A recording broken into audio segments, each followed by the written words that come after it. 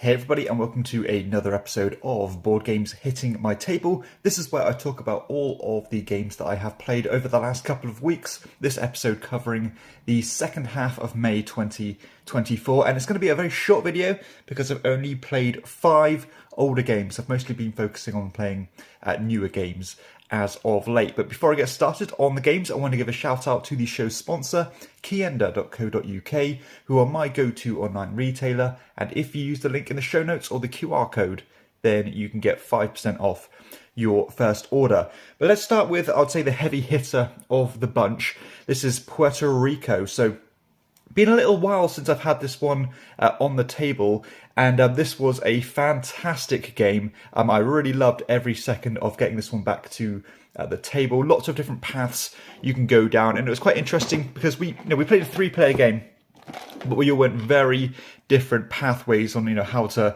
try and win the game essentially.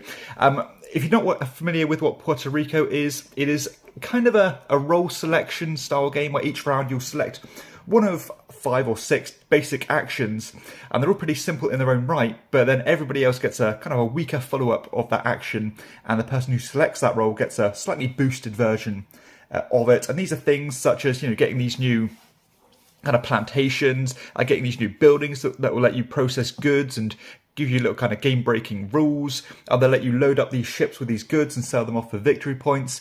So a real traditional style Euro. Now, if you're familiar with Puerto Rico, and the pathway I took was quite interesting because first off, I started to really invest in these buildings that would let me sell goods for more profit. So whenever it came to a selling action, I managed to make a good amount of cash on whatever I was selling, and then I'd use that to buy the more expensive buildings. And the 2 buildings that I really focused on were, I believe, the wharf and the harbour.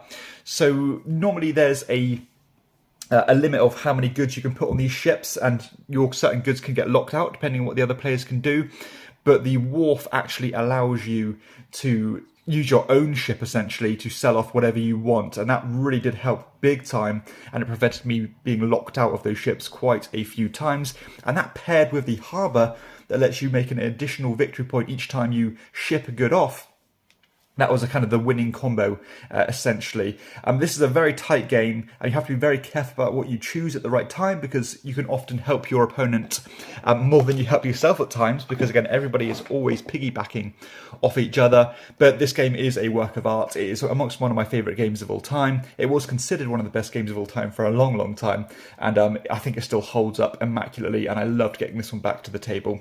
So that is Puerto Rico, definitely one of the highlights. In fact, these are all great games. We also played a 2-player game. This is a 2-player only game of 7 Wonders Duel. And for the first time, and finally, I managed to get the second expansion played, Agora. So I've already played the Pantheon expansion, which was hit and miss for me. I did like the concept of it, but I think it made the game a little bit more overwrought than it needs to be. I usually just keep some of the additional content apart from the god powers in the actual game. But the Agora one allows you to use this kind of Senate action, which adds a bit of area control into the game and gives you ongoing powers, which I thought was fantastic. So I actually think, controversial opinion, I think the Agora expansion is better than the Pantheon one, which is, I think I'm in the minority there. But this was another fantastic game we played. Good back and forth. My opponent really focused on that Senate early, managed to get some good powers. I managed to get one of the locations in the Senate, which allowed me to sell cards for extra cash, which definitely did come in handy. And I was trying to push on the war track, but that ended up rebounding as my opponent got one of those progress tokens that would allow them to attack back twice as fiercely. And it ended up going all the way down to the wire and coming down to victory points. And sadly, my opponent beat me quite significantly on victory points because I was trying to win in other ways. But this is still one of the best 2-player games out there. I think it is absolutely amazing, and every time I play this one, it's just a reminder as to how good it is. And I generally don't even like Bruno Cathala games, but this one is truly excellent. On to a couple of smaller ones now then. So I played I think it's only a 2-player game of Next Station London. Lovely little roll and write game as you are trying to build a little kind of underground network reaching all these different symbols, encroaching into different boxes, and multiplying that by how many locations you visited in one box. So it has those two kind of conflicting mechanisms, gets tighter and tighter as the game goes on, as you cannot cross through these different pathways with these different lines. I love that novel concept of, each round you play with a different colour of line essentially, and you've got that to restrict you. So lovely little roll and write game, or flip and write game, and one of my favourites. On our older filler game, we played a 3-player game of Botswana, and this is literally a 5-minute game.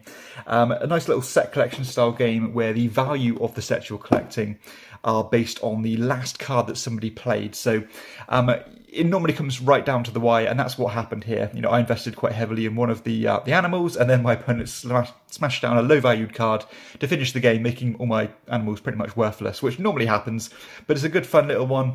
The production of this version is quite funny, really, because you get all these wacky plastic animals in the box. I'll just show you because it always kind of makes me laugh, where your components are literally these toys. So, that always gets a good giggle out of us. But it's a funny game. It's it's very simple. Just turn your brain off and hopefully it works out. But it's still a good one, and I think they're reprinting it actually. And the final game that I played, again, very short video here, is War Chest. So, one of my favourite 2-player games of all time. Absolutely brilliant abstract strategy, kind of skirmish style game. And I have to say, this most recent game that I played, it was a 2-player game. This is a 2-player or a 4-player game, but I usually, 99% I play this at 2-player. We played this most recent game was probably the best game of War Chest that I've ever had. And that's saying something, because I enjoy every game of this. Very tight. It came down to a kind of a war of attrition, really, where we both had solid lines on the board, very hard to make progress because everything was getting counteracted. So I thought, let's turn this into a game of attrition, because I thought I had the stronger units to kind of grind the victory out and try to wear my opponent down. And I have to say, I discovered my favourite piece in War Chest, and that was one called the Ensign, where this unit, whenever you use that token, it could basically move other units within two spaces of it, within another space, within two hexes. And because the board is quite tight at 2 players, he could really kind of quarterback and push and pull units just at the right time, giving them extra movement, putting them in better positions for attacks on the same turn. And he was really the MVP of that turn. And despite not really doing any action himself, he was pushing and pulling all those other units. The other units I had were the pikemen, and a bolstered pikeman is fantastic. And the pikeman basically attacks you back if you attack him. And that paired with the ensign was fantastic. So yeah, truly one of the best games I've ever played, to be honest. It always keeps climbing. And this is kind of a lifestyle game if you want it to be, because you can keep on coming back to it, keep on exploring new stuff, new combos, new pairings of these different troop types. And yeah, it is a masterpiece in my opinion. But that's it. That's all the games I have played this over the last couple of weeks. Again, I have played more new games, so hopefully I'll have a ranking video out soon.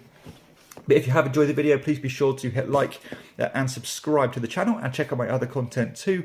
But for everybody else, I'll see you next time on Chairman of the Board. Bye bye.